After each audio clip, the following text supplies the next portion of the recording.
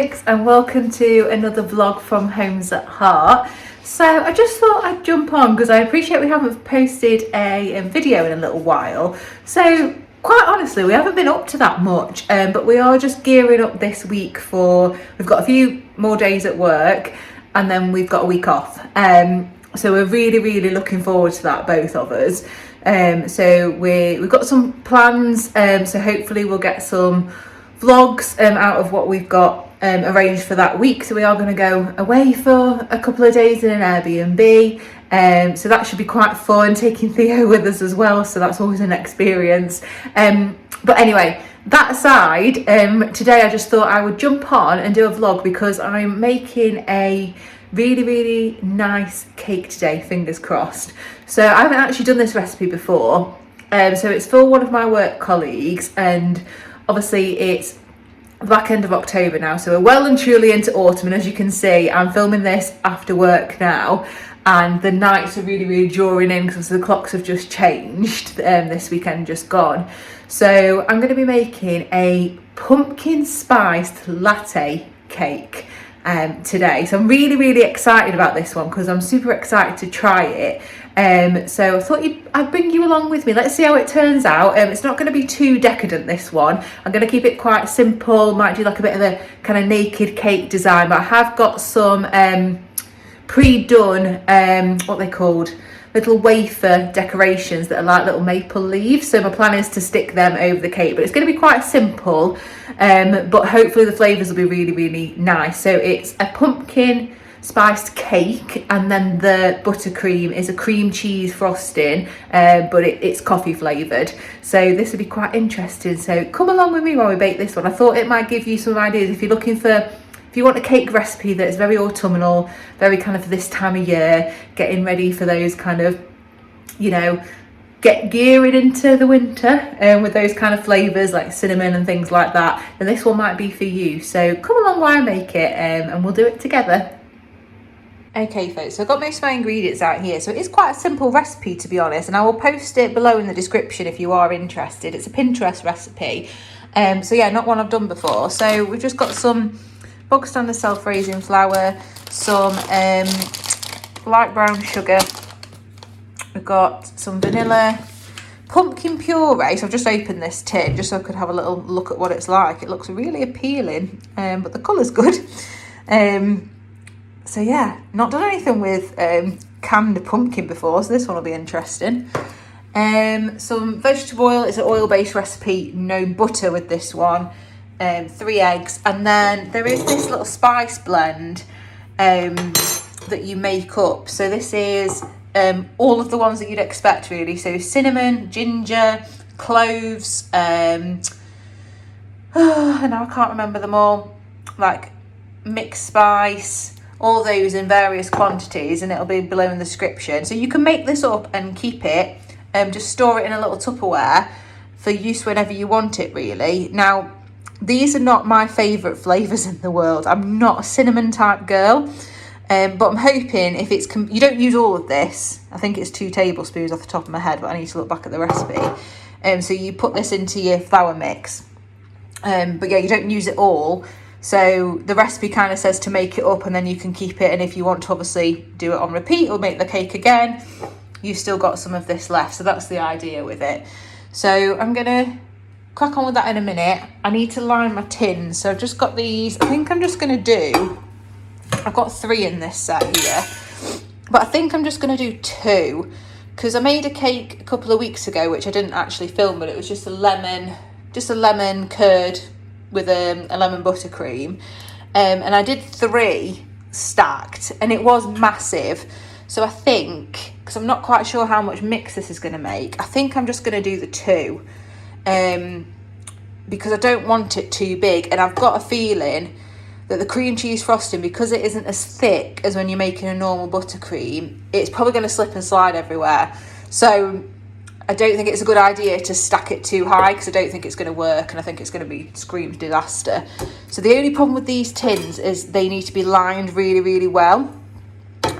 So we'll see. I'm always a bit dubious about using them, but I do like the size of these ones. I don't like them over big.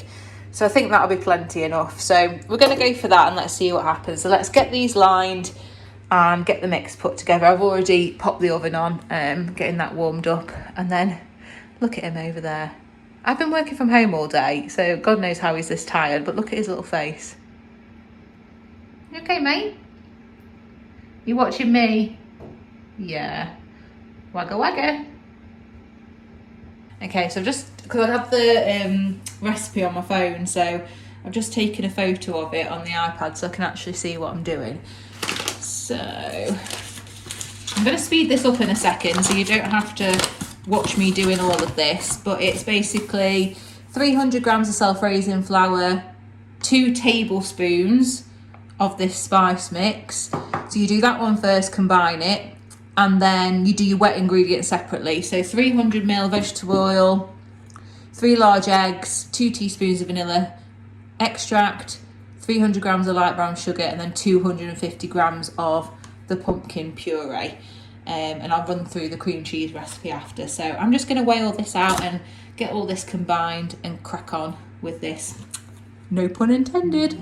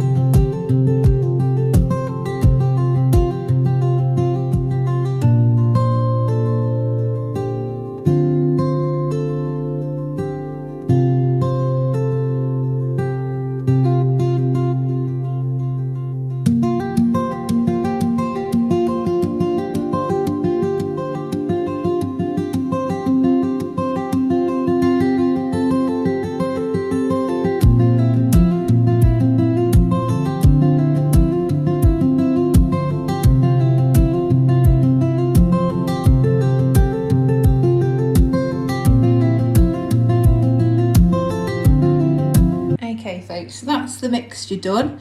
So it smells very, very spicy, but it's quite a nice texture. The oil cakes always tend to turn out better, to be honest, than the butter ones. So I'm hoping this will turn out quite nice, although it's quite shocking when you see how much oil actually goes into these things.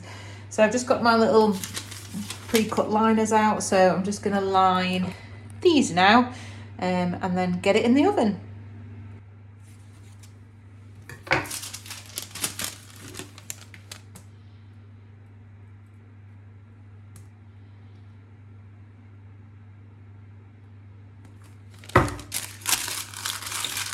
I know I said that I was going to do 2, but I was just on a bit of autopilot there, and there's quite a lot of mixture.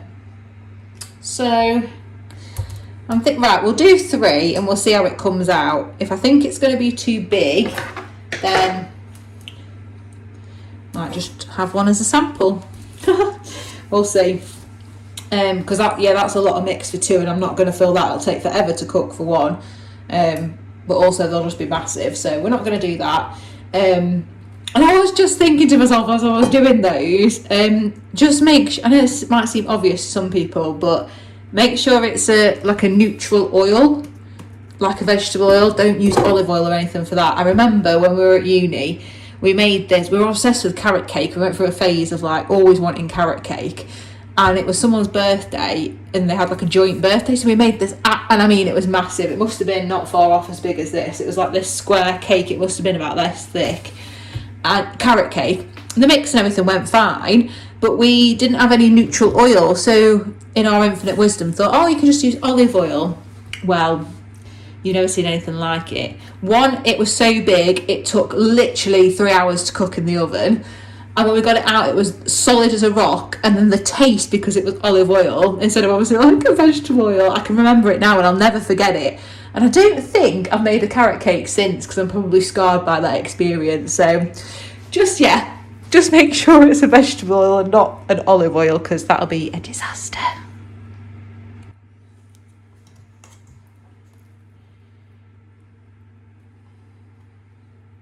There we go, folks. So that's all done, relatively evenly spread. I don't measure it, I never have done.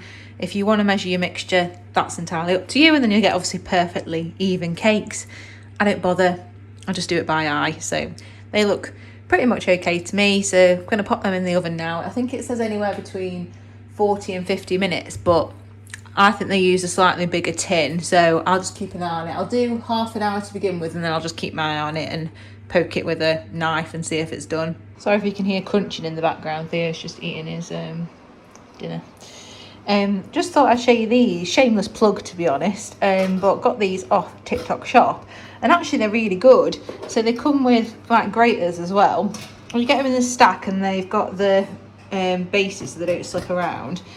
They each come with a lid, so if you want to store stuff you can. And then this one's quite good. I can get it off. So this one goes on one of the medium ones, but you can pull that middle bit out there, and then you can just pop the grater in like that, and then you just grate your cheese and it goes straight into your bowl. Absolute genius. So I thought they were a cracking idea, and obviously if you don't want to do that, you just put the middle bit in and use it as a lid. But yeah, so good. So if you want to get yourself some of these, go over to my TikTok account, which is separate from the Homes at Heart channel. So we have got a TikTok for Homes at Heart if you are interested in that. So obviously we take snippets from our videos and our vlogs and upload to TikTok. But my separate account is Mrs. H0948. So if you search for me, I'll come up, and I do some affiliate link work. So yeah, if you're interested in getting some of these, they are genuinely good.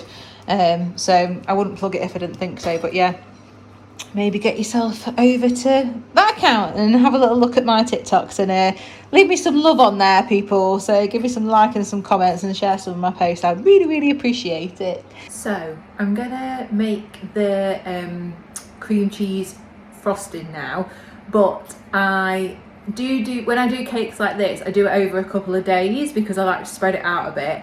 And sometimes when you're doing particular frosting and things, it does well to do 24, 48 hours in the fridge, just to make sure it sets properly, especially anything with cream cheese in it can be a little bit temperamental. So I did do the cream cheese frosting yesterday, so I'm going to insert me doing that now.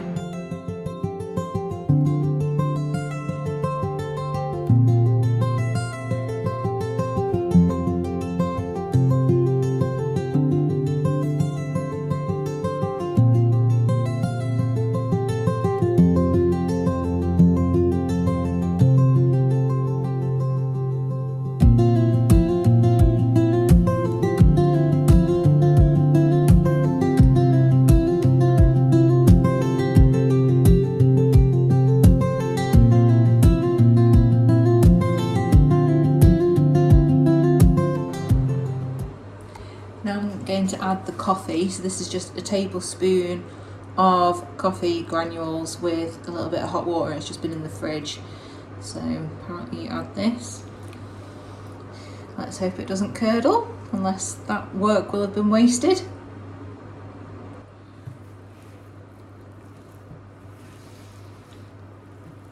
The texture's gone quite good actually. So I just had a little taste test as well, that was lovely. So now you add the cream cheese. You only need 200 grams of this, so these ones are 250, so slightly less.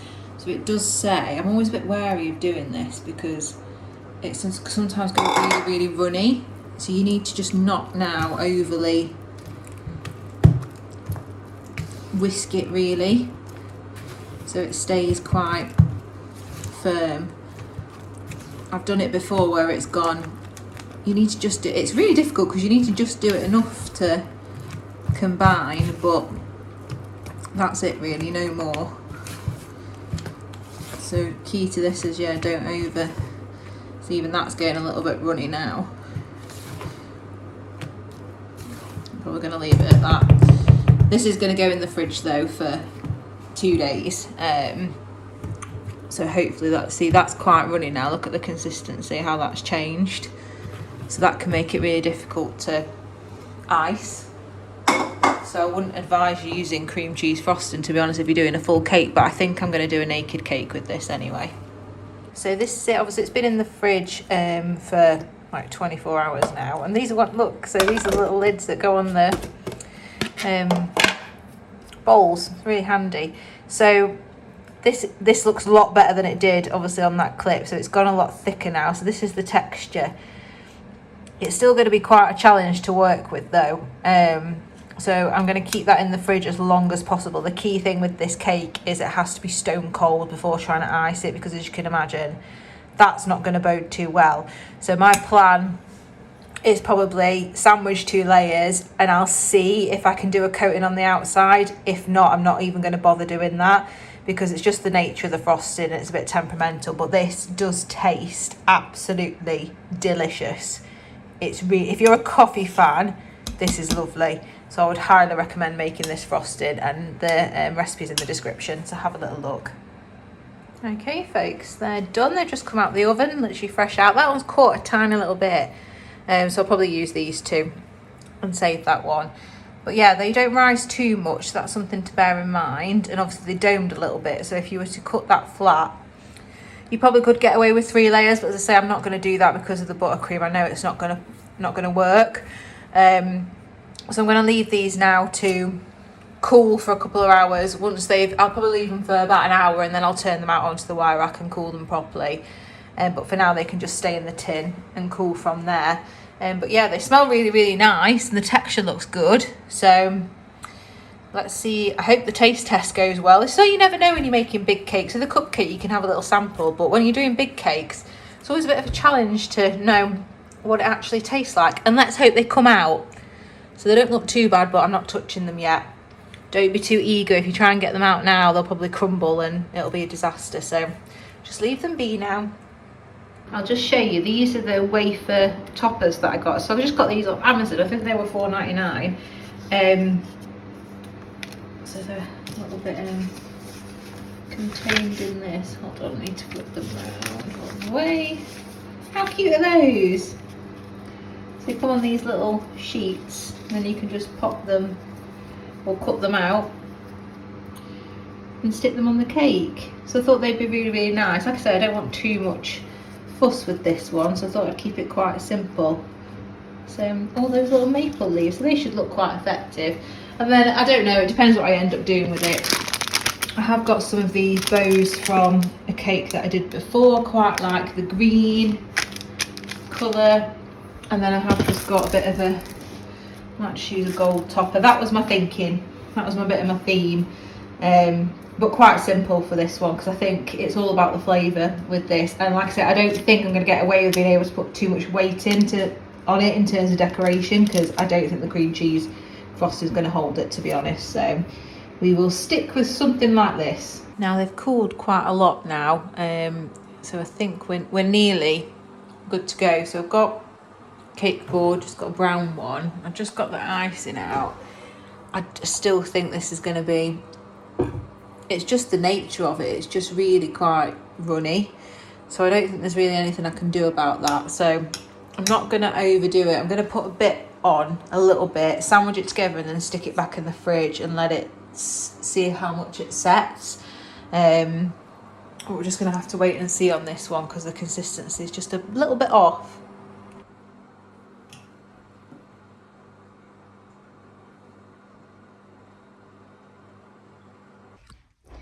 Right folks, so what I did is I iced this, and I say that the cream cheese frosting would be a nightmare to work with. Yes it is. So that's the disaster that is that. But thankfully I've got some ready to roll fondant here. So what I'm going to do is I've got some of these colours, so I'm going to try and make it like a very light brown. I've got some rose gold glitter here, which I might use, we'll see, and then hopefully those colours will go with the leaves. So the only problem with this is you have to knead it out, so let's give it a go and let's see what it turns out like. But at least this tastes amazing, it just looks awful, so hopefully we can cover some of that with some of this. Let's see how it goes.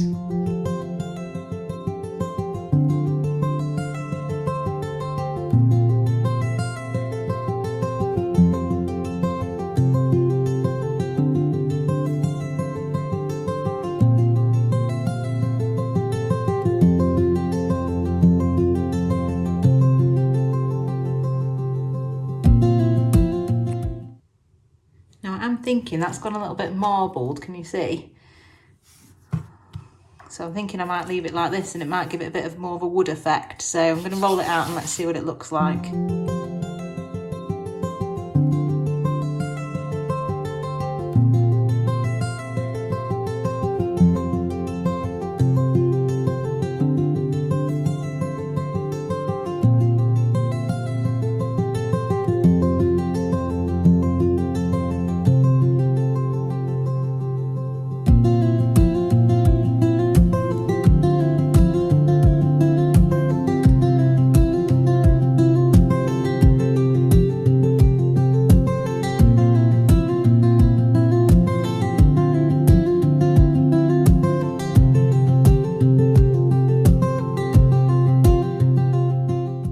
Perfect, because you see there's some imperfections here, it's just split a little bit there, but I'm not an expert, so I've never been taught how to do this, just learnt myself, so never been to any classes or anything like that, so just kind of make it up as I go along, to be honest.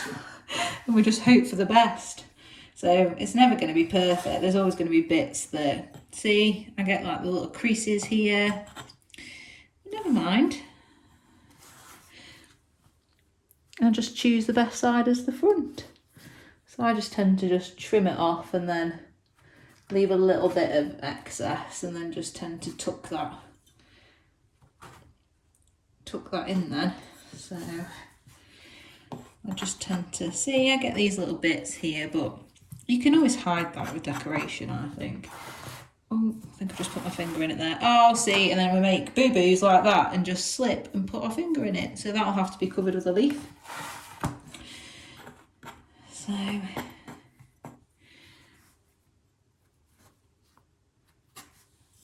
just finish this bit off and then I'll come back to you. I've just decided to colour some fondant in orange. Just combine some red and yellow together because I might make some little pumpkins. We'll see if I can get it to work. So yeah, God knows how this is going to turn out. So obviously I've just punctured it at the front there. It's very higgledy-piggledy. Look at my hands covered in yellow now because I've just done that. We'll make it look pretty. We'll work with it. We always do. That look like a little pumpkin. If I can maybe make a little stalk out of some of the brown bits. I could do green, but that means I've got to colour it again from scratch. Just make a tiny little... I might need to... Oh, some of them have those like really long... Oh, maybe I could do a twist. That might look quite cool.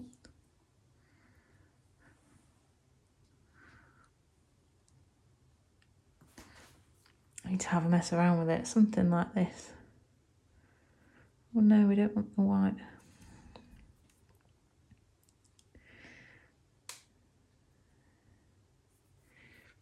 Yeah. Right, we're going to go for something like this. We'll see. Might do a brown ribbon. Obviously got the leaves and stuff, so I'll just build it and I'll speed this up.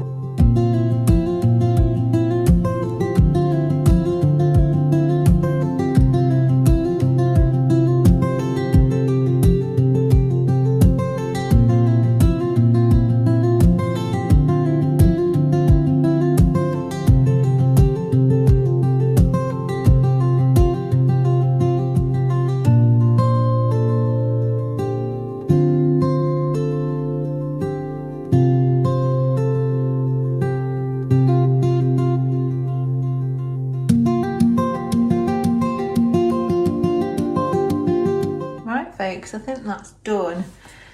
So yeah, it looks okay. I think it looks quite effective. These are really, really good for the money. I've got quite a few left. I've got 6, 7, 8, 9. Oh Oh dear, I sneezed. Must be all the icing sugar. So yeah, that's done quite well.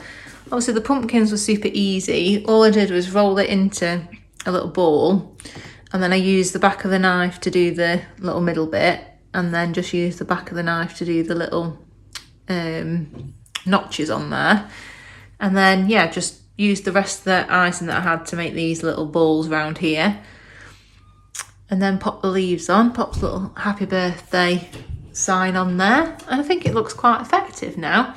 I don't know if the bow goes, but I wanted to make it just a little bit girly. So yeah, just going to tidy it up a bit now, and then I'll show it you once I've cleared all this. So this is the mess that it creates. So, and there's quite a lot of wastage. You see that under there. So that's the only problem with using fondant. Depending on obviously the size of the cake that you're doing, but you do end up with quite a lot of wastage, so just bear that in mind. Right folks, all tidied up, just got a bit of drying to do over there, but it's all done. So considering the mess that it turned out as earlier, when you saw it without anything on, it's not turned out too bad. So you can always salvage it with a bit of creativity. So fondant icing over there. So obviously you can buy the pre-coloured stuff if you were more organised than me, but I tend to wing it a little bit. So obviously you can colour fondant yourself to whatever colour, it's just that you have to faff around doing it for all of the little bits if you've got different bits that you want to add on there. So it's done now. Ribbon, which hides a multitude of sins, just tape it at the back, put a little bit of sellotape on there. And then these will just end up sticking themselves really. You can obviously glue them down with icing or something like that, or if you make some watered down icing with icing sugar and water, you can do it that way as well. And then yeah, I've just put a little bit of edible glitter dotted around just to make it sparkle a bit. But I'm really impressed with these leaves, they're really good. So Amazon $4.99, and obviously I've still got some left as well. So yeah, hopefully it tastes nice. So that is the pumpkin spice latte cake. All done. Let me know if you give it a go in the comments.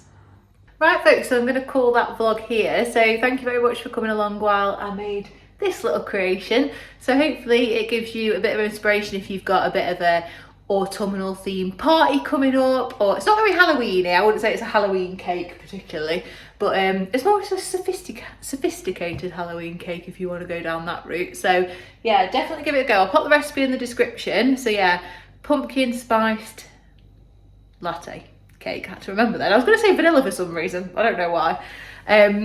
So yeah, thank you very much for watching. Please do check out the other videos on the channel. There is some other cake making ones as well if you are interested in this kind of content. But do check us out more generally. Please do give us a subscribe if you do like what you see, and please do interact with the videos. It really does help the channel to grow. So give us a like, a comment, and let us know if you enjoy baking and the recipes that you've tried. If you've got any that you think I would be interested in doing, I think unusual flavours and things like that, do let me know, because I'm open to trying different things as well. So thank you very much for watching, and I'll see you very soon. Bye for now.